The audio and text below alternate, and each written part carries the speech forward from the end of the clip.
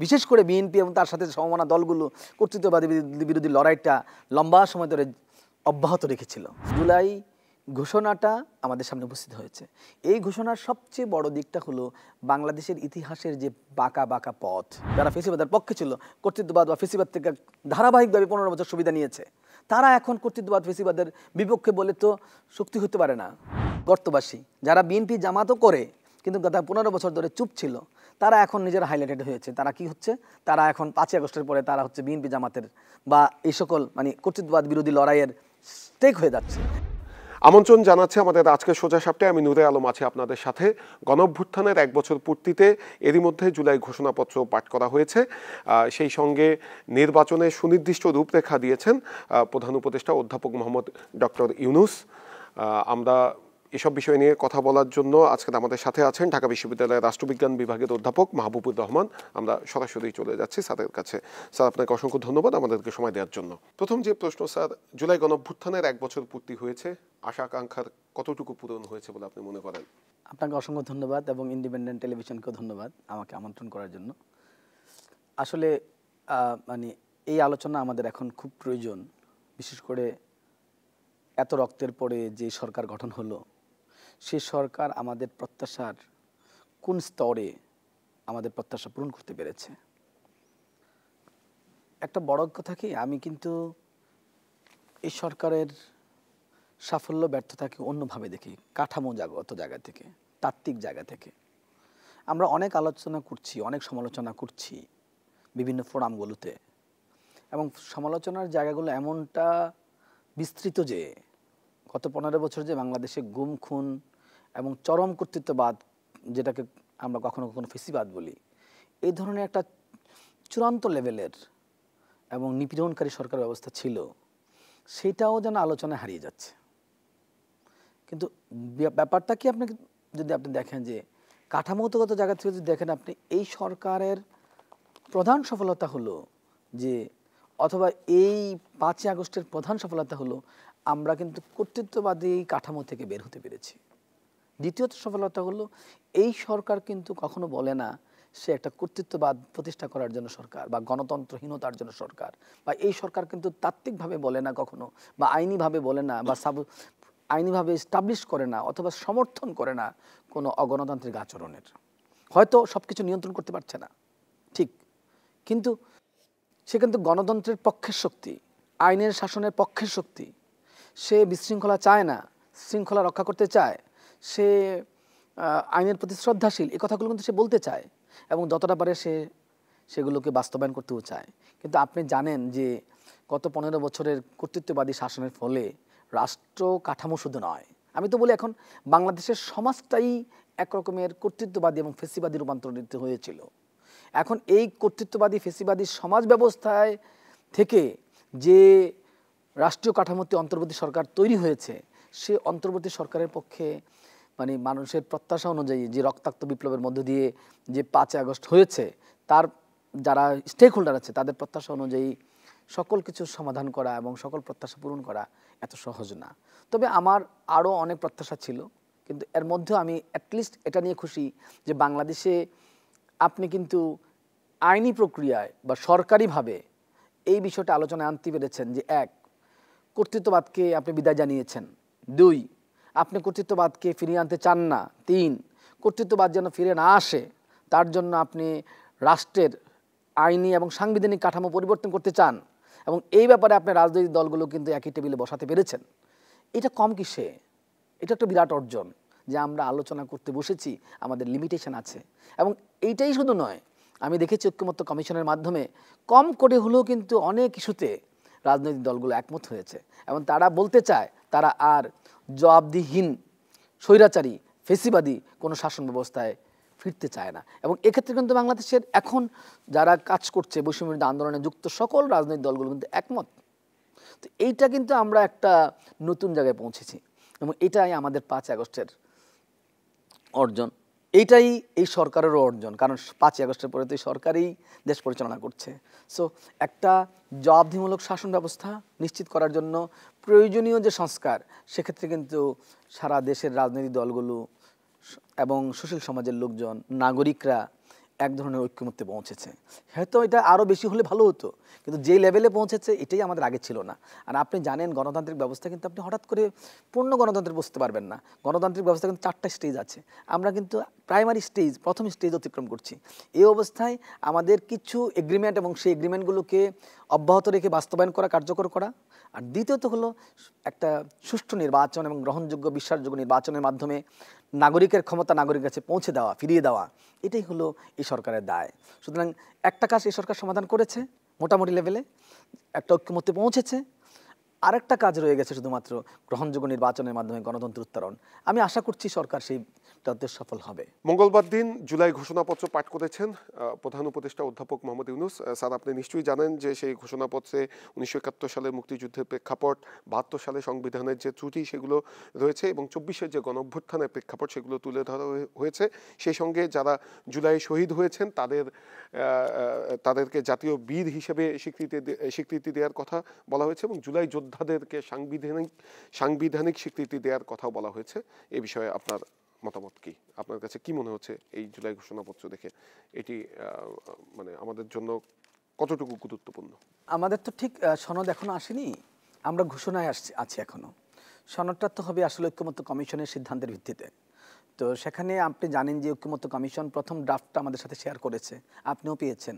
কিন্তু সর্বশেষ আলোচনার পরে যে এখানে ঐক্যমত্য কমিশন স্টপ করেছে যে আর তারা কোনো আলোচনা যাবেন না, তারপরে যে চূড়ান্ত ঐক্যমত্য আসছে এবং সেটার যে মানে ফাইনাল ড্রাফট আমাদের কাছে এখনো পৌঁছে নাই। কিন্তু আমরা মোটামুটি জানি যে কোন কোন বিষয়গুলোতে সনদ তৈরি হতে পারে।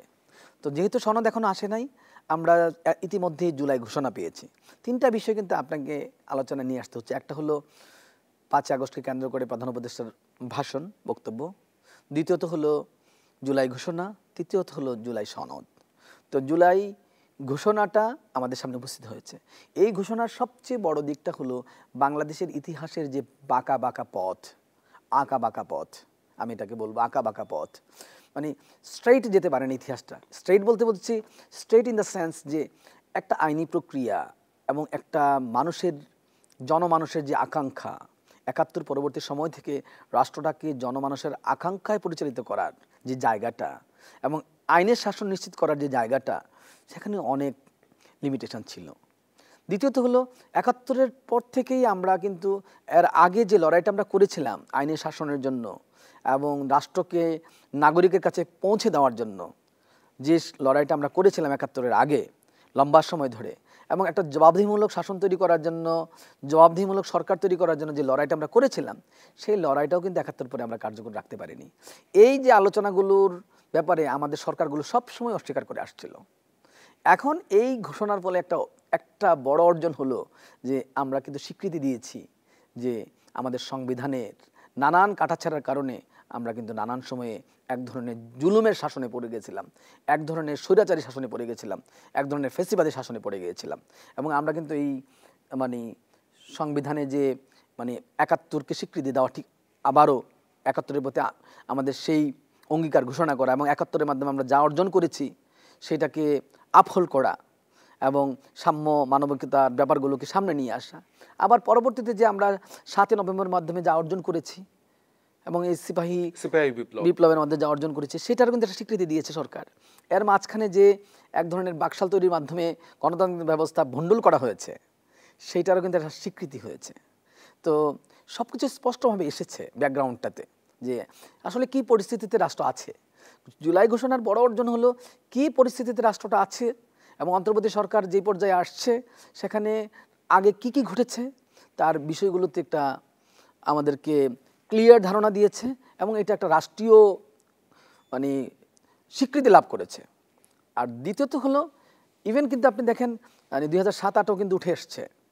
তো আর দ্বিতীয়ত হলো এখন আমাদের কি করতে হবে সেটাও কিন্তু এই জুলাই ঘোষণায় বলা আছে যে আমরা একটা জবাবদিহিমূলক সরকার চাই, আমরা আর ফেসিবাদ কর্তৃত্ববাদে ফিরে যেতে চাই না, আমরা গণতন্ত্র উত্তরণ ঘটাতে চাই নির্বাচনের মাধ্যমে, গ্রহণযোগ্য নির্বাচনের মাধ্যমে, আমরা আইনের শাসন প্রতিষ্ঠা করতে চাই, সকলকেই একটা অংশগ্রহণমূলক শাসন ব্যবস্থা নিশ্চিত করতে চাই, মানবাধিকার নিশ্চিত করতে চাই, আমরা আন্তর্জাতিক ক্ষেত্রে এবং আমাদের যে ডোমেস্টিক লেভেলে আমরা যে একটা আমাদের আকাঙ্ক্ষাগুলোকে বাস্তবায়ন করার জন্য যে ঐক্যের ভিত্তিতে সমাজ পরিচালনা করা, রাষ্ট্র পরিচালনা করা, সেই জায়গাটাতে কিন্তু আমরা মোটামুটি একটা ক্লিয়ার ধারণা পেয়েছি এবং এই ঘোষণাটা একটা দিক নির্দেশনা দিবে সনদ তৈরি করার ক্ষেত্রে। স্যার, মঙ্গলবার জাতির উদ্দেশ্যে ভাষণে প্রধান উপদেষ্টা নির্বাচনের একটি রূপরেখাও দেন এবং প্রধান উপদেষ্টার পক্ষ থেকে বলা হয়েছে যে ফেব্রুয়ারির মাঝামাঝি অর্থাৎ রমজানের আগে নির্বাচন করার জন্য সেই প্রস্তুতি নিতে নির্বাচন কমিশনকে চিঠি দেওয়া হবে। স্যার স্যার আপনি কি মনে করছেন স্যার, এই নির্বাচনের আগে কতটুকু পরিবেশ, নির্বাচনী পরিবেশ বজায় থাকবে এবং এই যে নির্বাচন হতে যাচ্ছে, আমরা 5 আগস্ট যে গণতান্ত্রিক অভিযাত্রা শুরু হয়েছে সেটি আসলে কতটুকু পূর্ণতা পাবে স্যার? অভিযাত্রা তো আমরা সবাই প্রত্যাশা করি পূর্ণতা পাবে, এটাই তো আমাদের আশা ছিল এবং এর জন্যই তো আমরা লড়াই করেছি। যেহেতু আমরা লড়াইটাই করেছি গণতন্ত্রে ফিরে আসার জন্য, গণতন্ত্র প্রতিষ্ঠা করার জন্য। আমি আপনাকে মানে একটু আগে বলছিলাম যে গণতান্ত্রিক প্রক্রিয়া সম্পন্ন করতে 4টা স্টেজ আছে। প্রথম স্টেজ হলো গণতন্ত্রের উত্তরণ। তো সেই স্টেজটা কিন্তু আমরা বারবারই শুরু করি, এর আগে কিন্তু আমরা শুরু করি নাই তা না। একটা সুষ্ঠু গ্রহণযোগ্য নির্বাচনের লড়াইটা কিন্তু আমরা এর আগে বেশ কয়েকবার করেছি।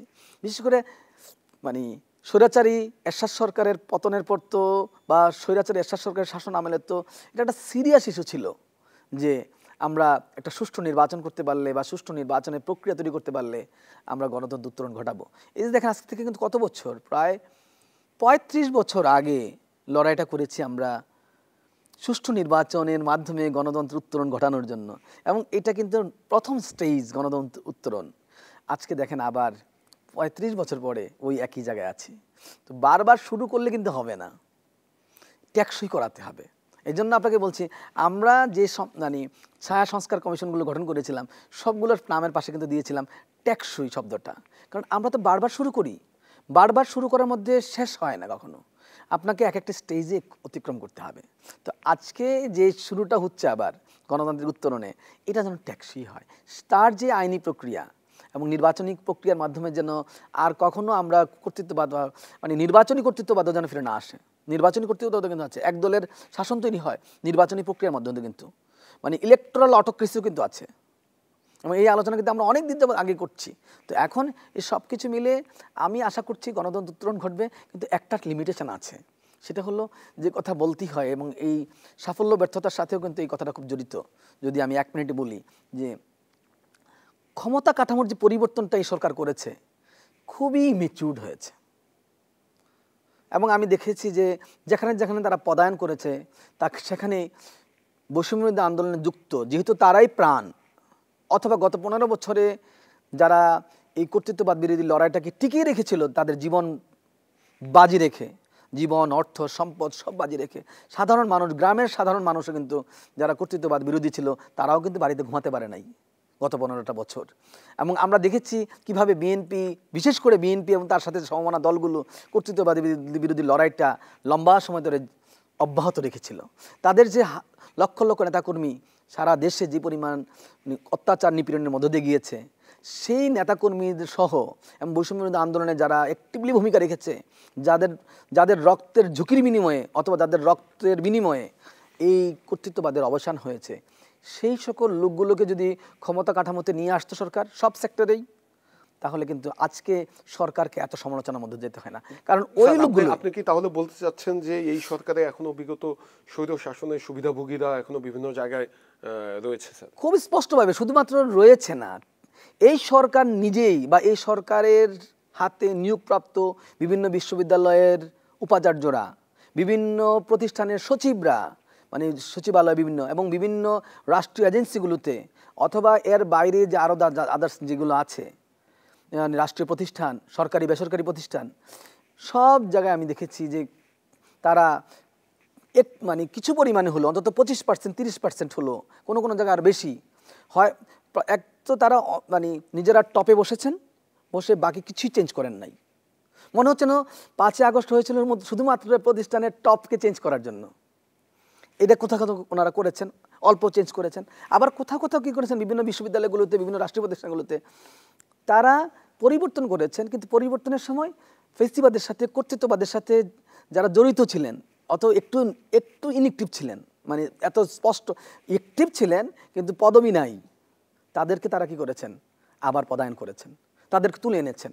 এবং আমি এরকম অসংখ্য উদাহরণ আপনাকে দিতে পারবো, যে উদাহরণগুলো দেখলে আপনি ক্লিয়ার হয়ে যাবেন যে সকল জায়গাগুলোতে দেখা গেছে যে আমরা সবাই আমাদের নিজস্ব এরিয়াতে দেখি যারা কর্তৃত্ববাদের সাথে পক্ষে ছিল, যারা ফেসিবাদের পক্ষে ছিল, কর্তৃত্ববাদ বা ফেসিবাদ থেকে ধারাবাহিকভাবে 15 বছর সুবিধা নিয়েছে, তারা এখন কর্তৃত্ববাদ ফেসিবাদের বিপক্ষে বলে তো শক্তি হতে পারে না, বললেই তো শক্তি হতে পারে না, এবং তাদেরকে প্রদান করার কোনো সুযোগ আছে? কিন্তু এই সরকার নানান জায়গায়, সরকার এবং সরকারের নিয়োগপ্রাপ্ত ব্যক্তিরা নানান জায়গায় এইভাবে তাদেরকে প্রদান করেছে, যার ফলে এই সরকার বৈষম্যবিরোধী আন্দোলন সহ গত 15 বছরের রক্তাক্ত কষ্টের বিনিময়ে অর্জিত এই যে নতুন স্বাধীনতা, এই নতুন স্বাধীনতাটাকে তারা কিন্তু কোনোভাবেই টেকসই হওয়ার জন্য যে লোকবল দরকার তাদের, সেই লোকবলটা তারা তৈরি করতে পারে নাই, সেই জনসম্পৃক্ততা তৈরি করতে পারে না। একদিন আপামর জনগণের যে আকাঙ্ক্ষা সেই জায়গা তৈরি করা, আরেকটা হলো যে রাষ্ট্রীয় কাঠামোর মধ্যে মানে ব্যক্তিগত পারফরমেন্সের কারণে বা সামগ্রিক পারফরমেন্সের কারণে যে বৈষম্যবিরোধী আন্দোলন সহ 15 বছরের লড়াইয়ের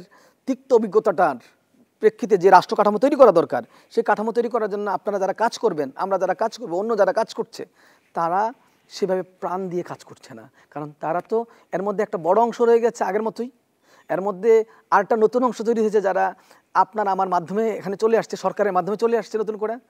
আরেকটা হলো যে যারা আসলে এইভাবে এই সরকারের সাফল্য চায় না। এখানে যারা আসছে তারা মানে উপরের দিকে কিছু পরিবর্তন হয়েছে সুপার স্ট্রাকচারে, মানে সুপার স্ট্রাকচার যেটাকে আমরা বলি, মানে উপরি কাঠামোতে পরিবর্তন হয়েছে।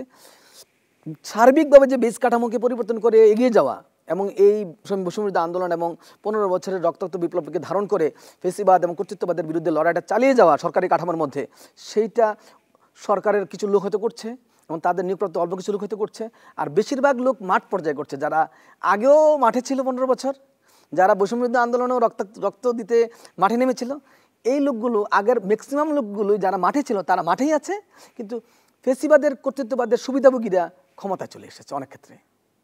এই লোকগুলো সরকারকে সফলতা দিতে চায় না। আমার ভয় আগামী নির্বাচন নিয়ে এই লোকগুলো নিয়ে যে নির্বাচন মতো একটা মানে যেখানে গণতন্ত্র উত্তরণের একমাত্র পথ, ওইটা যদি ভুন্ডল করে দিতে পারে তারা কোনোভাবেই ষড়যন্ত্র করে, তাহলে কিন্তু এই সরকারের সকল সাফল্যই শেষ। সুতরাং এই সরকারের এখনো সময় আছে, আর 7 মাস সময় আছে। এটা কেন হলো বলে স্যার আপনি মনে করেন? আপনি নিজে একজন রাষ্ট্রবিজ্ঞানী স্যার, রাষ্ট্রবিজ্ঞান পড়ান স্যার আপনি দীর্ঘদিন ধরে স্যার, এটা কেন হলো স্যার? এটা গণঅভ্যুত্থান পরবর্তী সরকার, সে সরকার তো স্যার আরো শক্তিশালী হওয়ার কথা ছিল, এবং সেখানে তো মানে অনেক বেশিরভাগ রাজনৈতিক দলেরই তো কিছু কিছু স্টেক আছে আমরা যতটুকু শুনি স্যার। আপনার কাছে কি মনে হয় স্যার, এটা কেন এরকম হলো? রাজনৈতিক দলগুলো যদি বাছাই করে থাকে, তারা এমন কিছু নিরপেক্ষ লোক বাছাই করেছে যে লোকগুলো আসলে তাদেরও না, তাদের সকলের সাথে তাদের যোগাযোগ ছিল, ফেসিবাদের সাথে যেমন যোগাযোগ ছিল। এমনকি আমি 3টা নতুন নাম দিয়েছি, ধরেন আপনি গর্তবাসী, যারা বিএনপি জামাতও করে কিন্তু গত 15 বছর ধরে চুপ ছিল, তারা এখন নিজেরা হাইলাইটেড হয়েছে। তারা কি হচ্ছে, তারা এখন 5ই আগস্টের পরে তারা হচ্ছে বিএনপি জামাতের বা এই সকল মানে কর্তৃত্ববাদ বিরোধী লড়াইয়ের স্টেক হয়ে যাচ্ছে। এবং অথচ দেখা যাচ্ছে গোপনে গোপনে হয়তো বিএনপি জামাতের সাথে একটা কানেকশন ছিল, কিন্তু বিএনপি জামাত এবং অন্যান্য রাজনৈতিক দলগুলো যারা কর্তৃত্ববাদ বিরোধী ছিল, তাদের তো খেয়াল রাখা দরকার এই লোকটা কি মাঠে ছিল কিনা তার এই লম্বা লড়াইয়ে। আমি এমন অসংখ্য লোক দেখতেছি বিএনপি জামাতের সমর্থক যারা 15 বছর ধরে কোনোভাবেই বাইরে ছিল না। আপনি একটা লোকের পারফরমেন্স যাচাই হবে তাকে বাজারে দেখার মধ্য দিয়ে, তার পারফরমেন্স দেখা হবে রাজপথে। আপনি তাকে দেখতে চান গোপনে আপনার সাথে যোগাযোগ রাখছে কিনা, আপনার গোপনে ফোনে যোগাযোগ রাখছে কিনা, ব্যক্তিগত সম্পর্ক ছিল কিনা। এইভাবে তো আর রাজনীতি চলে না। পলিটিক্যাল রেজিমের কাজ হলো তাকে কোনোভাবে একটা নেটওয়ার্কের উপর নির্ভর করতে হয়। নেটওয়ার্ক ছাড়া কিন্তু শাসন ব্যবস্থা চালানো যায় না। কিন্তু সেই নেটওয়ার্কের উপরে এই সরকার নির্ভর করে না। এই সরকার নির্ভর করেছে অনেকটাই তার পকেটের উপরে, তার নিজস্ব যে গণ্ডি আছে, পরিচিত গণ্ডি, সেটার উপরে। সে কোনো একটা ক্রাইটেরিয়া তৈরি করে নাই, কোন ক্রাইটেরিয়াতে আমি পদায়ন করব। আমি দেখতে পাচ্ছি স্পষ্টভাবে যারা আগে মাঠে ছিল 15 বছর, যারা আগে বৈষম্যবিরোধী আন্দোলনে লড়াইয়ে লিপ্ত ছিল, তারা এখন ওই জায়গায় আছে। মাঝখানে কিছু লোক অথবা হঠাৎ করে কয়েকদিনের জন্য বৈষম্যবিরোধী আন্দোলনে গিয়ে হঠাৎ করে তারা বা তাদের ব্যক্তিগত পরিচয়ের কারণে, তাদের সামাজিক কানেকশনের কারণে তারা ক্ষমতা কাঠামোতে ঢুকিয়ে পড়ছে। এই লোকগুলো কিভাবে বৈষম্যবিরোধী আন্দোলনের স্পিরিট ধারণ করবে, এই লোকগুলো কিভাবে 15 বছরের কর্তৃত্ববাদী লড়াইটার স্পিরিট ধারণ করবে। যেই লোকটা ধান খেতে ঘুমিয়েছে, যেই লোকটা মানে আপনার নদীর মধ্যে খালের মধ্যে ঘুমিয়েছে গত 15 বছর, তাকে দরকার ছিল ক্ষমতায়নে, সেই লোকটা কিন্তু আসে নাই। স্যার আরেকটা বিষয় হচ্ছে স্যার, আমরা যারা সাধারণ জনগণ স্যার, তারাও অনেক সরকারটাই এই সরকারকে অসহযোগিতা করেছে স্যার। আমি যদি বলি স্যার 8 আগস্ট যখন এই সরকার গঠন করা হয় তারপর দিন থেকেই রাস্তায় নানা দাবি দেওয়ার আন্দোলন স্যার, যার যত দাবি রয়েছে সবাই রাস্তায় নেমে গিয়েছে স্যার। এবং এই সরকারকে তো একটা লম্বা সময়, তাদের যদি 365 দিন ধরেন স্যার, এর ভিতরে ওয়ার্কিং ডে আপনি যদি আপনি সাপোজ 250 দিন ধরলেন স্যার, এর ভিতরে 100 থেকে 150 দিন তো স্যার এই আন্দোলন মোকাবেলা করতেই তাদেরকে কাটাতে হয়েছে স্যার। এইটা কেন হলো স্যার? এটাকে আপনি এটার সংক্ষিপ্ত উত্তর দিয়ে দিই। এটা হলো কি, প্রথমত এই সরকারের দুর্বলতা, দ্বিতীয়ত হলো এই সরকারের অ্যাম্বিশাস। এই সরকার যখনই কেউ দাবি দাওয়া নিয়ে গিয়েছে সে দাবি পূরণ করতে চেয়েছে। তার তো দাবি পূরণ করার কথা ছিল না, তার বলা দরকার ছিল আমি একটা অন্তর্বর্তী সরকার, আমার কাজ হলো নির্বাচন করা এবং একটা জবাবদিহিমূলক শাসন নিশ্চিত করা। আমি কিন্তু বেশি দিন ক্ষমতা থাকতে আসি নাই, আমি খুব দ্রুতই চলে যাব নির্বাচনী কাঠামো তৈরি হলে এবং জবাবদিহিমূলক শাসন নিশ্চিত করার জন্য রাজনৈতিক দলগুলো একমত হলে। এই সরকার কিন্তু সেই কাজটা করে নাই। সে বারবার এমন একটা প্রথম দিকে এমন একটা অবস্থান করার চেষ্টা করেছে, মনে হচ্ছিল যে এই সরকারটা স্থায়ী সরকার এবং সে সবার কাছে সবার দাবি দেওয়া, সবার আবদার পূরণ করার একটা সোর্স হয়ে গেছিল। এটা নাগরিকের দোষ না, এটা সরকারের দোষ। সরকারের বলা দরকার ছিল এই দাবিটা পূরণ করার সামর্থ্য আমার নাই, সে এত বিশ্ববিদ্যালয় করতে যাচ্ছে কেন, এত ধরনের কাঠামো তৈরি করতে যাচ্ছে কেন? তার তো কাজ দুইটা, তার কাজ হলো নির্বাচনের মাধ্যমে ক্ষমতা হস্তান্তর করা, বিশ্বাসযোগ্য নির্বাচনের মাধ্যমে। দ্বিতীয় কাজ হলো ফেসিবাদ আর কর্তৃত্ববাদ যেন ফিরে না আসে, সেই জন্য তাকে একটা কাঠামো তৈরি নিশ্চিত করা। সে এই দুই জায়গায় মনোযোগ না দিয়ে সে একবার শিল্পায়নে মনোযোগ দেয়, একবার বিনিয়োগে মনোযোগ দেয়, একবার সে আপনার মানে মানুষকে বোঝানোর চেষ্টা করে সে অনেক বেশি ডিফারেন্ট সরকার, আগের সরকার তুলনায় নয়। তার ডিফারেন্স তৈরি হবে না কত বেশি সে উন্নয়নের কাজ করতে পারে, তার ডিফারেন্স তৈরি হবে সে আওয়ামী লীগের উন্নয়নের ডিসকোর্সে বের হতে পারে নাই, সেই কারণে প্রবলেমটা হয়েছে। তার দরকার ছিল জনগণকে বলা আমি দুইটা কাজের জন্য আসছি, একটা হলো সংস্কারের মাধ্যমে জবাবদিহিমূলক সরকার তৈরি করা, দ্বিতীয়ত হলো নির্বাচনের মাধ্যমে একটা নাগরিকের কাছে ক্ষমতা পৌঁছে দেওয়া। সেই কাজটা সে করে নাই। কিন্তু স্যার তারা যদি রাস্তা না ছাড়ে, আপনি ধরেন সে তো রাস্তায় একবার গেলে, প্রথমবার গেলে দ্বিতীয়বার আর যেত না, আর সে বারবার। কিন্তু কিভাবে স্যার এটা আপনার তো স্যার এই সরকার, মানে আমি সরকারকে ডিফেন্ড করছি না স্যার, যেহেতু আমার এখানে একজন গেস্ট, এই জন্য স্যার আমি যেটা বলছি স্যার, 8 আগস্ট যখন সরকার গঠন করা হয় স্যার, তখন আপনি যদি দেখেন বাংলাদেশে আইন শৃঙ্খলা বাহিনী বলতে কিছু ছিল না স্যার, পুলিশ তখন নাই আপনার। তারপরে পুলিশ তার মোরালিটি ফিরে পেতে পেতে কিন্তু 3 মাস 4 মাস 5 মাস সময় লেগে গেছে। এখনো কিন্তু স্যার আইন শৃঙ্খলা পরিস্থিতি কাঙ্ক্ষিত মাত্রায় যায়নি এবং পুলিশ এখন পর্যন্ত পুরোপুরি অ্যাক্টিভ বলা যাবে না স্যার। তো ওই অবস্থায় স্যার এই আন্দোলন কিভাবে ঠেকাবে স্যার? আপনার এই যে অটো রিক্সাওয়ালা থেকে শুরু করে স্যার, আনসার থেকে শুরু করে এই বিশ্ববিদ্যালয়ের দাবি, এই দাবি, ওই দাবি স্যার, এই যে এত দাবি দেওয়া নিয়ে যে মানুষ গিয়েছে স্যার, প্রথম দিকে তো যায় নাই, একদম শুরুতে যেটা গিয়েছে আমার মনে পড়ে, হ্যাঁ একদম। এবং সেই সরকার গঠন করার পরের দিনই আনসার মাঠে নেমেছে, গঠন করার পরের দিন অথবা যাই হোক খুব রিসেন্টলি একদম। তারপর আনসার নেমেছে, অটো রিক্সা নেমেছে, ইভেন স্যার মানে আপনার হচ্ছে বাসায় যারা কাজ করে স্যার, গৃহকর্মীরাও সড়কে নেমেছে স্যার।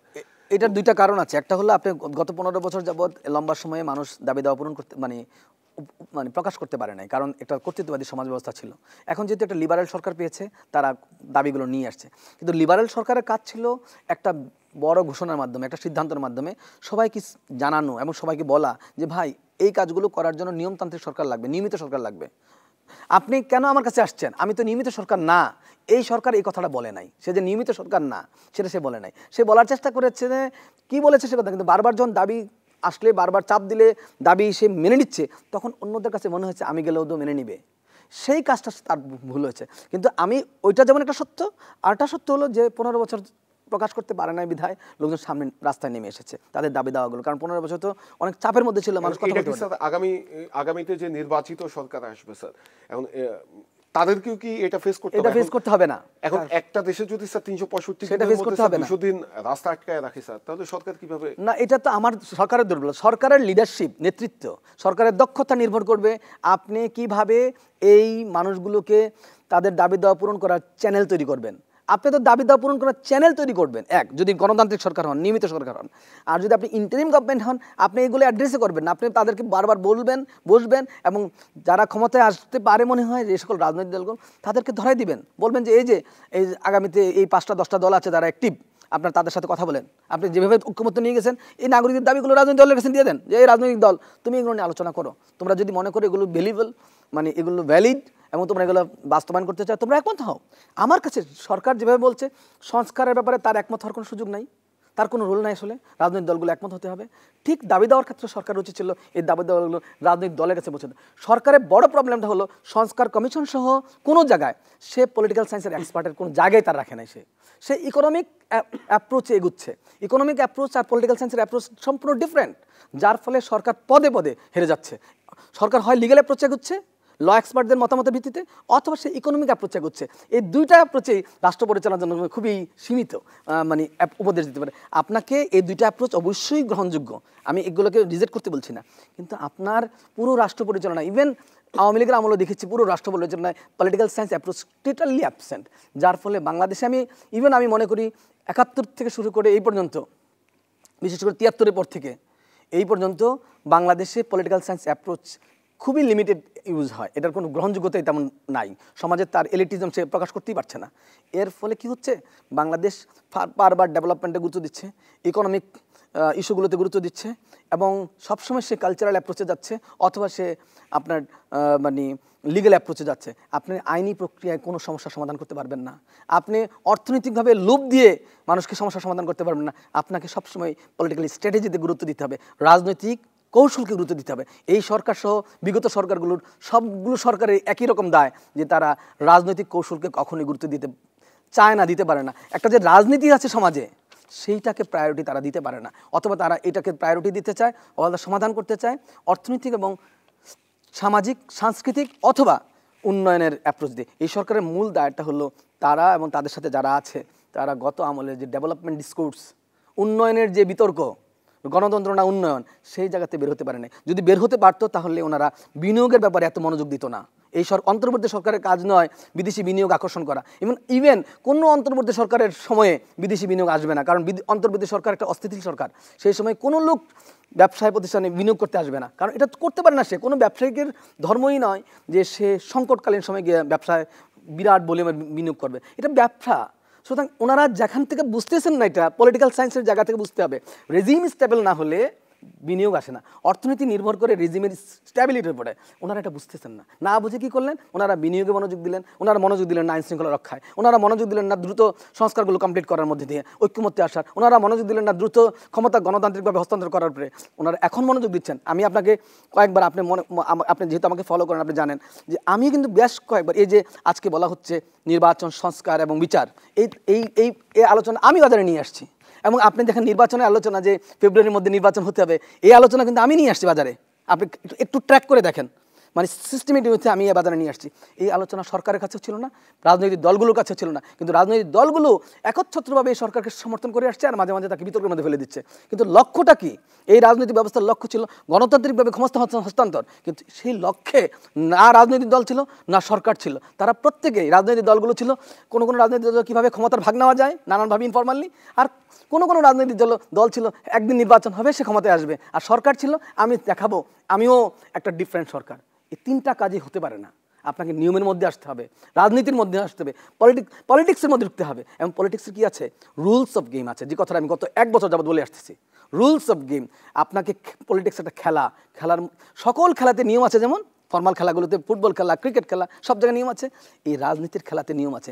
বাংলাদেশের রাজনীতির সংকটটা হলো এখানে রাজনীতির খেলায় নিয়ম চলে না, যে কারণে বারবার আমরা হেরে যাই, বারবার নতুন করে শুরু করি। এই সরকার এসে, সরকারের কাছে আমার একমাত্র প্রত্যাশা ছিল যে এই সরকার রাজনীতিতে খেলার নিয়মটা চালু করে যাবেন এবং এটাকে ট্যাক্সই করবেন। সরকারের ব্যর্থতা হলো এখনও পর্যন্ত আমি মনে করি যে সে 1 বছর হয়ে গেছে খেলার নিয়মটা চালু করতে পারেনি এখনও, এবং সেটাকে ট্যাক্সই করার যে পরিকল্পনা এবং এটা যেন কেউ না নষ্ট করতে না পারে, সেটাও কিন্তু আমরা করতে পারিনি। এর প্রধান দায় কিন্তু সরকারের economic approach, development approach, legal approach. Sir, ঐক্যমত্য কমিশনের বৈঠকগুলো আপনি দেখেছেন এবং আমাদের বেশ কিছু সংস্কারের সুপারিশে আমাদের রাজনৈতিক দলগুলো ঐক্যমত্যে পৌঁছেছে। যেমন এক ব্যক্তি প্রধানমন্ত্রী পদে থাকতে পারবেন জীবনে সর্বোচ্চ 10 বছর, সংসদে ভোট দেওয়ার ক্ষেত্রে সংসদ সদস্যদের স্বাধীনতা বাড়বে। এ ধরনের বড় বড় বিষয়গুলোতে স্যার রাজনৈতিক দলগুলোর ঐক্যমত হয়েছে। স্যার, আপনি কি মনে করেন স্যার এগুলো বাস্তবায়ন ভবিষ্যতে করা হবে স্যার, এবং এটা কার্যকারিতা কতটুকু থাকবে স্যার? আমি মনে করি আমি 2টা ভাগে ভাগ করি গত 2 সপ্তাহ যাবৎ। বিশেষ করে প্রথম ড্রাফটের পরে আলোচনায় আমি এভাবে নিয়ে আসছি। একটা হলো এটার আইনি বাস্তবায়ন, আপনি অধ্যাদেশ করবেন, এটার প্রথম পর্ব যদি আপনি করতে চান। এখন তো এই সরকারের অধ্যাদেশ ছাড়া আর কোনো অধিকার নাই, কোনো সুযোগ নাই।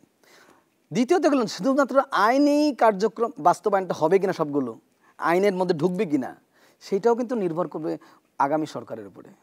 সে জাস্ট অধ্যাদেশ জারি করে যাবে, পরবর্তী সংসদে এসে বলবে এই 5টা অধ্যাদেশের মধ্যে 3টা রাখলাম, 2টা রাখলাম না। এই জন্যই তো স্যার ঐক্যমত এই ঐক্যমত্যে কিচ্ছু আসে যায় না। আমরা জানি আমাদের নেটওয়ার্কটা কি। আগামী নির্বাচনে যারা ক্ষমতায় আসবে তারা যেই প্রক্রিয়া এটাকে উপস্থাপন করবে, বাংলাদেশের নাগরিকরা অন্যান্য রাজনৈতিক দল থেকে বের হয়ে যদি তাদেরকে ওভারহুলমিং সমর্থন দিয়ে দেয়, এক মানে নির্বাচনী প্রক্রিয়ার মধ্যে, 2 ক্ষমতায় যখন আমাদের দেশে কেউ আসে তখন দেখি বাংলাদেশের সকল নাগরিক এক দলের সমর্থক। স্যার জুলাই চার্টার তো হবে স্যার, এই জুলাই চার্টার তো আমি সংসদে অনুমোদন করব নাকি? না, সেই জন্যই তো স্যার ঐক্যমত্য কমিশন গঠন করা হয়েছে। ঐক্যমত্য কমিশনে আমি আগামী 1 বছর পরে বিতর্ক তৈরি করলাম আপনার এই টকশোতে এসে যে এই জিনিসগুলো ঠিক হয়নি। আমি লজিক দিলাম কিভাবে ঠিক হয়নি, এবং বাজারে এই আলোচনা যে রাজনৈতিক দল ক্ষমতা আসলো সে বলল বাজারে এই আলোচনা উত্থাপন করুন। এরকম তার যে স্টেক আছে সেই স্টেকের মাধ্যমে এগুলো উপস্থাপন করলেন। দেখা গেল কি অনেকগুলো বিষয়ই জনমতের কাছে দুর্বল হয়ে পড়ছে, কারণ ব্যাপক প্রচারের কারণে, কারণ সরকারি স্টেকটা সরকার নিজেই প্রচারটাকে প্রমোট করছে। এইটাকে কার্যকর করার জন্য শুধুমাত্র রাজনৈতিক দলের ঐক্যমত্যই যথেষ্ট নয়। রাজনৈতিক দলগুলো আসলেই একটা জবাবদিহিমূলক শাসন তৈরি করতে চায় কিনা, যারা ক্ষমতায় আসবে সেটা ইম্পর্টেন্ট। সেইটার যে কালচারাল পরিবর্তন সেটা কিন্তু আমরা দেখতে পাচ্ছি না। আপনি দেখেন ইতিমধ্যে রাজনৈতিক দলগুলোর মধ্যে কিন্তু একটু এলোমেলো হলেই তারা পলিটিক্যাল কালচারের যে সৌন্দর্যটা এটা ন্যূনতম রক্ষা করে না। সুতরাং এই স্টেকটাই, এই কালচার, এই লোকগুলোই ক্ষমতায় আসার পরে, এবং আপনি যে প্রফেশনাল আনুপাতিক যে নির্বাচনের মাধ্যমে যেভাবে মোটামুটি অনেক দলকে রিপ্রেজেন্ট করে ফেলতেছেন, তখন তো সংসদের মধ্যে বহু মাথা, বহু লোক, বহু আদর্শ। আনুপাতিক নির্বাচন হওয়ার বাস্তবতা কি বাংলাদেশে আছে? আমি তো সবসময় রিজেক্ট করে আসছি। আমি মনে করি না বাংলাদেশ একটা যুক্তরাষ্ট্রের সরকার নাই এখানে। এখানে আঞ্চলিক দল নাই। 2 তৃতীয়ত এখানে রাজনৈতিক দলগুলোকে সব দেশের সব নাগরিকরাই চিনে, মোটামুটি যাদের পরিচিত হওয়ার দরকার। চতুর্থ হলো আমরা কিন্তু এভাবে কনসাসও না। আর প্রফেশনাল ডিপ্রেশনে অনেক কমপ্লেক্সিটি যাচ্ছে, জটিলতা আছে। এই সব কিছু মিলিয়ে আপনি কেন এই হঠাৎ করে এরকম নিয়ে আসবেন আনুপাতিক নির্বাচনে? আপনি এখন একটা দলের মাস্তানি বন্ধ করতে পারেন না, 2টা দলের মাস্তানি যারা সরকার গঠন করে তাদের মাস্তানদেরই নিয়ন্ত্রণ করতে পারেন না। আর তখন যখন একটা সরকারের 4টা-5টা স্টেক হয়ে যাবে, তখন সংসদে বসে তারা যখন বলবে আমি অমুক এলাকার সাংসদ, তখন ওই দলটা তার প্রয়োজনে মাস্তানি করবে, সেই দলটা তার প্রয়োজনে মাস্তানি করবে, সেই দলটা তার প্রয়োজনে। 5টা-7টা দল যদি মাস্তানি করতে 5 বার চাঁদা দিতে হবে। দেশের পরিস্থিতি আপনি কোন জায়গায় নিয়ে যাচ্ছেন আপনি, এবং সরকারগুলো অস্থিতিশীল হয়ে যাবে। সরকার নিজেও দেখা যাবে কি ছোট ছোট দলগুলোকে নির্ভরশীল হয়ে পড়বে, কারণ সরকার দেখতেছে ছোট ছোট দলগুলো তাকে এমনভাবে অসুবিধা করছে, সামাজিক শৃঙ্খলা সে রক্ষা করতে পারছে না, রাজনৈতিক শৃঙ্খলা রক্ষা করতে পারছে না। তখন ছোট ছোট রাজনৈতিক দলগুলোর উপরে সে বারবার গোপন আন্ডারস্ট্যান্ডিংয়ের মধ্যে যাবে। তখন দেখা যাবে কি আমরা এখন তো আছি 1 পাপের মধ্যে, তখন 10 পাপে ঢুকে পড়বো। স্যার আরেকটা বিষয় হচ্ছে 5 আগস্টের যে গণঅভ্যুত্থান পরবর্তী স্বৈরাচার শেখ হাসিনা সরকারের পতন, এরপরে কি স্যার আর এই দেশে স্যার কর্তৃত্ববাদী সরকার হওয়ার কোনো সুযোগ আছে স্যার? কারণ মানুষের তো মুখ খুলে গেছে, ব্যাপক আকারে আছে। আমি মনে করি কি বাংলাদেশে 71 থেকে যদি আমি এই পর্যন্ত বিশ্লেষণ করি, অথবা আমি যদি পাকিস্তান শাসনামলের বিশ্লেষণ করি, অথবা আমি আরো পিছনে যাই উপনিবেশ শাসনের বিশ্লেষণ করি, আমি দেখছি একটা জিনিস আমি গত কয়েকদিন যাবৎ একটা জিনিস আমি বুঝতেছি, সেটা হলো বাংলাদেশে কর্তৃত্ববাদে, রাজনৈতিক কর্তৃত্ববাদের চেয়ে সিরিয়াসলি আছে সামাজিক কর্তৃত্ববাদ।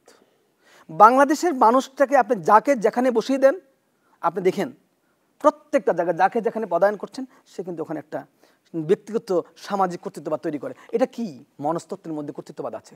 বাংলাদেশের অনেক মানুষের মনস্তত্ত্বের মধ্যে কর্তৃত্ববাদ আছে।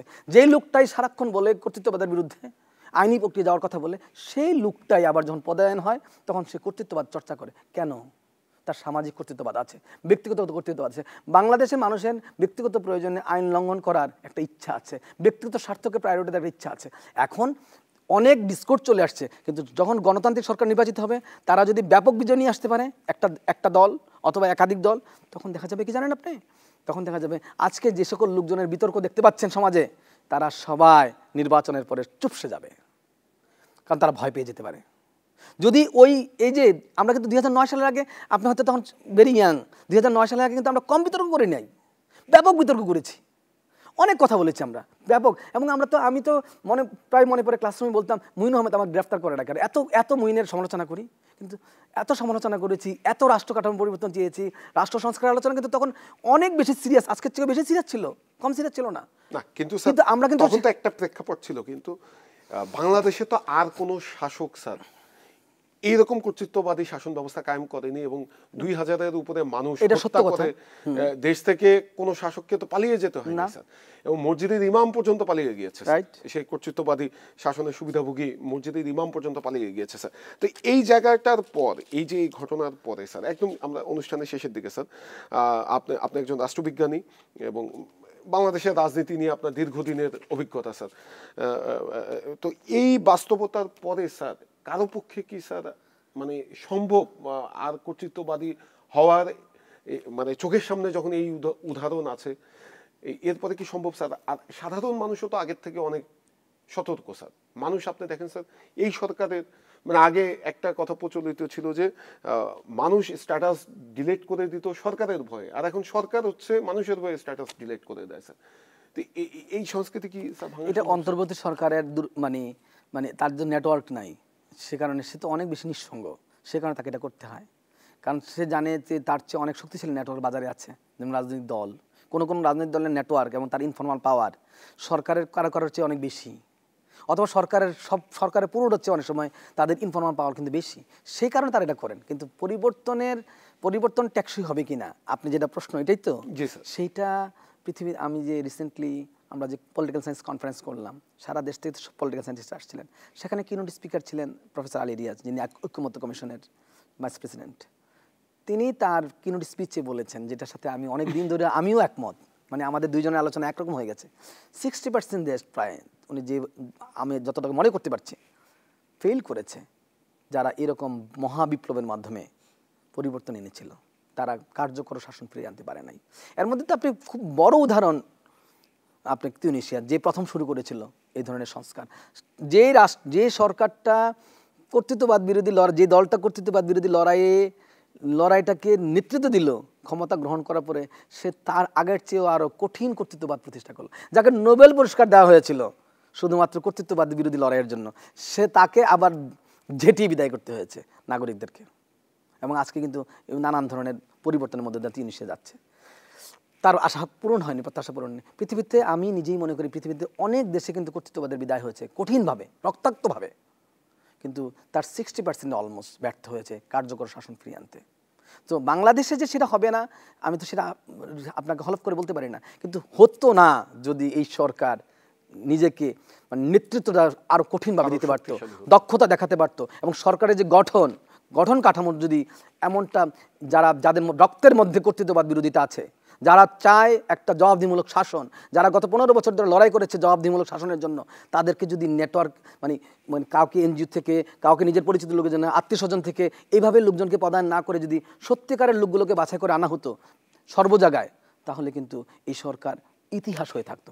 এখনও যে ইতিহাস হতে পারবে না তা আমি মনে করছি না, মোটামুটি একটা জায়গায় তারা আসছে। সব সরকারের 100% সাফল্য আসে না, কিন্তু এই সরকারের বড় ব্যর্থতা হলো যেগুলো তার দরকার ছিল, আইন শৃঙ্খলা থেকে মনোযোগ দেওয়া এবং জবাবদিহিমূলক শাসনের সংস্কারে মনোযোগ দেওয়া, নির্বাচনে মনোযোগ দেওয়া, এগুলো তাদের কাছে একটু কম গুরুত্ব পেয়েছে আমার কাছে যেটা মনে হয়। এবং তারা মানে ফেস করছে না পাবলিকরে। এই সরকার আরেকটা বড় লিমিটেশন হলো, তাদেরকে প্রচুর মানে প্রেস কনফারেন্স করা উচিত, কয়েকদিন পর পরে পাবলিকের সাথে বসা উচিত, বিভিন্ন স্টেকের সাথে কথা বলা উচিত। শুধু রাজনৈতিক দল না, রাজনৈতিক দলের চ্যানেলে কিন্তু সব পাবলিক ঢুকতে পারে না, আরও অনেক চ্যানেল আছে, সে সকল চ্যানেলগুলো কিন্তু তারা অ্যাভয়েড করেছে। ইভেন সুশীল সমাজের সাথে কিন্তু তাদের কথাবার্তা কি হচ্ছে, সুশীল সমাজকে তারা নিয়ে গেছে সংস্কার কমিশনের মধ্যে, কিন্তু সেই সুশীল সমাজ কি বাছাই কিন্তু সুশীল সমাজ, কিন্তু সেখানেও কিন্তু সেই মানে সত্যিকারের যেটা নাগরিক সমাজ সেটা কিন্তু আসেনি। আপনার কাছে কি মনে হয় যে এলিট ক্লাস, আমি স্টিল মনে করি এটা এলিটির মানে এলিটিস্ট প্রেফারেন্স হয়ে যাচ্ছে, যে কারণে আমার ভয়টা হলো এই সংস্কার এবং অন্যান্য জিনিসগুলোর কাছে নাগরিক সম্পৃক্ততা হয়নি, সিভিক্স রিলেশন হয়নি। আপনি পাবলিকের কাছে যেতেন, প্রত্যেকটা ইউনিয়নে যেতেন, প্রত্যেকটা থানায় যেতেন, প্রত্যেকটা জেলায় যেতেন, সাধারণ মানুষ যে রিক্সাওয়ালা থেকে শুরু করে মুচি মেতর তাদের সাথে কথা বলতেন, ভাই তুমি কি এটা চাও, এবং সেটা দিয়ে যদি আপনি লিস্ট ছোটো হোক, 5টা সংস্কার হোক, কিন্তু এই 5টা সংস্কার যদি বাস্তবায়ন করতেন আপনার কিন্তু, এবং নির্বাচনের মাধ্যমে যদি গণতন্ত্র ঘটাতেন অল্প সময়ের মধ্যে, আমি তো মনে করি নির্বাচন করার সবচেয়ে সুইটেবল টাইম ছিল 5ই আগস্ট, এই বছরের 5ই আগস্ট। এটা মেমোরেবল হয়ে থাকতে পারতো, ইতিহাস হয়ে থাকতে পারতো। আর আপনি যেই 19টা সংস্কারে থেকে 10টা সংস্কার, 9টা সংস্কার, 20টা সংস্কার আসছেন, এটা করার জন্য এত বছর লাগে নাকি? এই কাজ, এই ঐক্যমত্য হওয়ার জন্য তো 15 দিন যথেষ্ট। আপনি টিক দিচ্ছেন, সকল রাজনৈতিক দলকে এক সমান ওয়েট দিচ্ছেন, তাহলে সমান ওয়েট দিলে আপনি এটার জন্য তো এতদিন আলোচনা করা লাগে না, এতবার আলোচনা করলেন কেন, এতগুলো কমিশন গঠন করতে গেলেন কেন? আপনি যদি শেষ পর্যন্ত ঐক্যমত্য কমিশনের মধ্যে আসেন, এবং যে সকল রাজনৈতিক দল জীবনে ভুইপুর রাজনৈতিক দল কোনো কথা বলার জায়গা নাই, তাদের কোনো সমর্থক নাই, আজকে সেই সকল রাজনৈতিক দল চলে গেছে ঐক্যমত্য কমিশনে স্টেক দেখাতে। এটা কি করেছেন আপনি জানেন? সমাজের মধ্যে অবাঞ্ছিত বা কম গুরুত্বপূর্ণ লোকরে আপনি বেশি হাইলাইট করে দিলেন। এত তো সমাজ স্বাভাবিক অবস্থায় নাই। সুতরাং আপনি সমাজকেও কিন্তু কিছুভাবে ক্ষতিগ্রস্ত করলেন। সবচেয়ে বড় প্রবলেম হলো এই সরকারের, তারা অনেক বেশি বিদেশি লোকের উপর নির্ভর করেছে, যারা 15 বছর কষ্ট করে না, রাজপথে দেখে নেই। আপনাকে ছোট্ট একটা ঘটনা দিয়ে বলি, যেদিন শাহবাগে আমরা তো গত 15 বছর প্রতিদিনই ভয়ের মধ্যে থাকতাম, আজকে এই সমস্যা হবে আমার ক্ষেত্রে, না কালকে আরেক সমস্যা হবে, এইটা গেলই। যেদিন শাহবাগে 2 ছাত্রকে আমরা মুক্ত করতে যাই এবং শাহবাগে ঘোরার সময় যেভাবে সামরিক যে মানে এটাকে কি বলে, মানে আমি ছিলাম স্যার, ছিলেন, এই যে যেভাবে আমাদের দিকে তাক করেছিল ট্যাঙ্কগুলো, এই পরিস্থিতিতে যে পড়ে নাই, যিনি বিদেশে বসে বসে আজকে স্বীকৃতি চান, ধরেন মানে অ্যাক্টিভিস্ট হিসাবে স্বীকৃতি চাইতেই পারে, কিন্তু অ্যাক্টিভিস্ট হিসাবে যে স্বীকৃতি চান, তার কষ্ট, আর যে এইভাবে ঘুরে তার সন্তানকে বাসায় রেখে এইভাবে ঘুরে, মানে যে কোনো মুহূর্তে, যেহেতু সে আইন লঙ্ঘন করতেছে, তখনকার সরকারের আইন তো সে লঙ্ঘন করতেছে, সুতরাং তাকে তো যে কোনো মুহূর্তে গুলি করে একদম ছাড়খাড় করে দিতে পারতো। এরকম শত শত লোককে করা হয়েছে, হাজার হাজার লোককে করা হয়েছে, হয়তো সবাই মরে নাই, সবাই শহীদ হয় নাই, কিন্তু এই রিস্কটা তো তার ছিল। সে বুঝে আবারও কর্তৃত্ববাদ ফিরে আসলে তার কি হবে, আবারও ফেসিবাদ পরিস্থিতি বদলে কি হবে। কিন্তু যেই লোকটা 15 বছর রাস্তায় ছিল না, আজকে এই সরকারের এবং এই সরকারের সাথে যারা আছে তাদের বড় চ্যালেঞ্জটা হলো, তাদের বড় ত্রুটিটা হলো, তারা যাদেরকে ক্ষমতা বসেছে তাদের ম্যাক্সিমাম লোকেরই কর্তৃত্ববাদ বিরোধী লড়াই করার 15 বছরের কোনো কষ্ট নাই। যার কষ্ট নাই সে জানে না কর্তৃত্ববাদ ফিরে আসলে তার কি হবে। এই জায়গা থেকেই এই সরকারের দিনের পর দিন লুজ হয়ে যাওয়া, হালকা হয়ে যাওয়ার যে জায়গাটা, সেখানেই এই সরকার এবং বৈষম্যবিরোধী আন্দোলনের ট্র্যাজেডি। স্যার অসংখ্য ধন্যবাদ আমাদেরকে সময় দেওয়ার জন্য। আমাদের অনুষ্ঠান সময় স্বল্পতার কারণে শেষ করতে হচ্ছে, না হলে আরও আপনার আলোচনায় শোনা যেত।